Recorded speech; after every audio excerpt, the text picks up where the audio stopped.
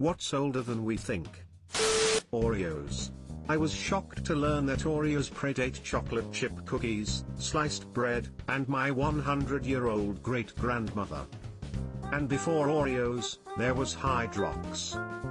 You're going to make me Google the year, aren't you? 1912 for those wondering. Sharks. Sharks as an animal are older than trees. I knew they were old, but damn not that old. I looked it up, and fossils are said to be around 450 million years/show.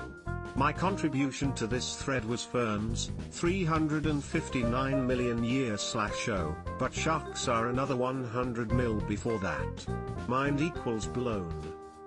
The oldest evidence puts sharks in an era where the only multicellular plant was algae. Escalators have been around since 1859, though they were called rotating stairs. Yet the US state of Wyoming still only has 2 of them. First modern escalator was in 1892, and first public one was installed in 1897. Rotating stairs are just that, rotating stairs. Flushing toilet state all the way back to the Indus River Valley civilization, back in 2000 BC. Ancient Minoans, 3000 to 1100 BCE, had hot and cold running water and an extensive sewage system. Musical note, Indus River Valley civilization, musical note. Newgrange in Ireland. It's a man-made Neolithic stone structure that predates the Great Pyramids and Stonehenge. It's a wonder that it isn't one of the great wonders of the world. Here is a fantastic video on it. Geographics is a great channel all around. How, at nearly 40 years of age, am I just finding out this place exists? It makes Stonehenge look kind of boring by comparison. The ancient Romans, well, the wealthy ones, had central heating in their homes. You can actually still see the pipes in some of the buildings at Herculaneum. What I think is really cool from Herculaneum is that we're able to recover writing from the libraries there. The pyroclastic flow didn't turn the papyrus to ash, it preserved in a very damaged state. But thanks to lasers we can see the words that were once visible on the pages. On top of that, if you ever get the chance to see how Roman homes were designed, window placement, ceilings, etc., to naturally cool themselves, it's nothing short of incredible. The fact that the lighter is older than the match shook my head as a kid. It also gave me the curiosity to question things that seems obvious. When you think about it, it makes sense. The lighter is a simple mechanical concept, some flammable gas and a spark. The match, on the other hand, is a complex chemical reaction. Now that I think about it, a lighter is basically a tiny oil lamp with a built-in flint. Considering how common oil lamps used to be, it's not that surprising. The electric car.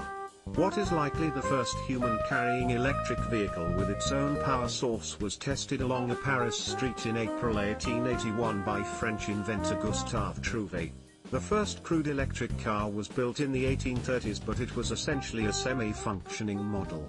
The electric car was a direct competitor to gasoline-powered vehicles until the 1920s, when roads got better, people started driving further than the range of an electric car, and the world started finding major oil reserves. Weren't the first electric cars using lead-acid batteries? If so, when the batteries eventually discharged, did people go somewhere to replace their battery with a new one?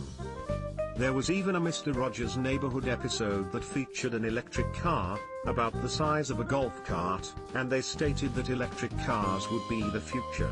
40 years later and they are still not quite affordable for most of us, although they are far more common now and will probably become more so. Wristwatches. Queen Elizabeth I got one in 1571. Just going to drop this here. We had alarm clocks that rode themselves down a table and shot off mini cannons in the 1500s. Paul Rudd. Paul Rudd 51. What the hell? He's like 26, right? The name Tiffany. It dates back to the 12th century, and has actually led to a thing in writing called the Tiffany problem, because you can have a well-researched historical novel that people just don't buy into, because you named your 12th century peasant Tiffany. It just sounds laughably anachronistic. The Tiffany problem makes me think of Shakespeare's The Merchant of Venice and the name Jessica. He wanted the love interest, who was Jewish, to have a super exotic name, so he invented the name Jessica. The name has become so common since then that it's totally lost its effect. Tiffany, it's Greek, too. Theta epsilon omicron phi nu epsilon iota alpha is the root. National Geographic was founded in 1888. Same year as Foster's and Jack the Ripper. Beat Nintendo by 1 year. Brain surgery in 1997, archaeologists discovered an ancient tomb in the French village of Ensisheim from 5000 BC, which contained the decomposing body of a 50-year-old man with holes in his skull. After a thorough examination, it was determined that the holes, located near the frontal lobe, were caused by a type of surgery, not by forced trauma, and the operation appears to have been successful because the wounds healed before the patient's death. To this day, however, researchers cannot say for sure what exactly the surgery was trying to fix. This might have been trepanation, the deliberate practice of drilling a hole into the skull for medical reasons, for example headaches, epilepsy, head trauma, mental disorders, letting out evil spirits, etc. The oldest evidence of trepanning comes from the Neolithic period 12,000 years ago. To this day, however, researchers cannot say for sure what exactly the surgery was trying to fix. Bet the guy had it done because he had ancient baby sharks stuck in his head too long. The sentiment that modern society is degenerate and that the youth are to blame is, one of the oldest things we have written down. That I can remember off the top of my head. Cato the Elder complained that the younger generations were becoming too Greek, and Socrates used to complain that the younger generations were ruining their brains by writing instead of memorizing information. There are far more older examples, but those are the oldest I remember. Maybe Socrates was onto something. Edit, a few people have pointed out the Socrates thing is a misquote. So maybe pseudo-Socrates was onto something instead equals L. Socrates, my head hurts, it's because you always on that damn scroll. One of the reasons I like ancient poetry is the fact that most of the people problems are basically still the same. We think our problems are new and unique to us, but 2, 3, 4,000 years ago people wrote about stupid friends, coward co-workers, cheating assholes, and of course stupid stubborn old people and reckless disrespectful young idiots. Nintendo. This company was actually created in 1889. Nintendo was founded in 1889. Van Gogh painted Starry Night in 1889. Adolf Hitler was born in 1889. Didn't they make cards then? Stonehenge. It predates the oldest pyramid in Egypt by nearly 300 years. Always the first wonder in Civ. It would be nice if the AI would let me grab it for once, but nope. I've even had a game where Shaka, from the fucking Zulus, built it before me. And Newgrange in Ireland predates even Stonehenge. Constructed 5,000 years ago, 3,200 BC. I don't know if this counts, but dinosaurs lived on the Earth a lot longer than most people think. When you think of dinosaurs, you think of their extinction, but they roamed the Earth for 165 million years. Compare that to our 6 million and it's almost mind-boggling, at least Timo.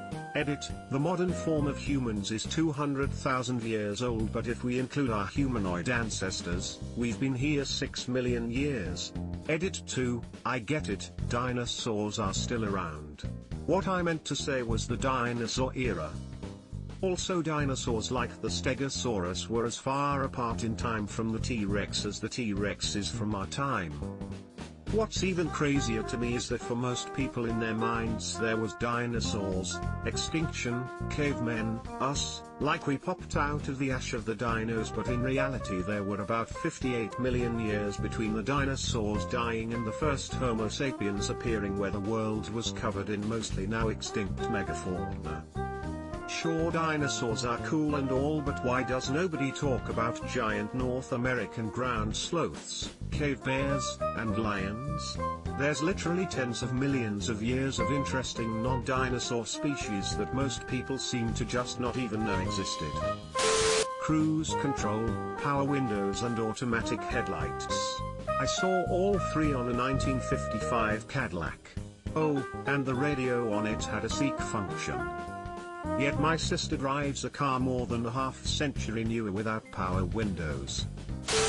Subscribe for more hot Reddit takes in your inbox, guaranteed.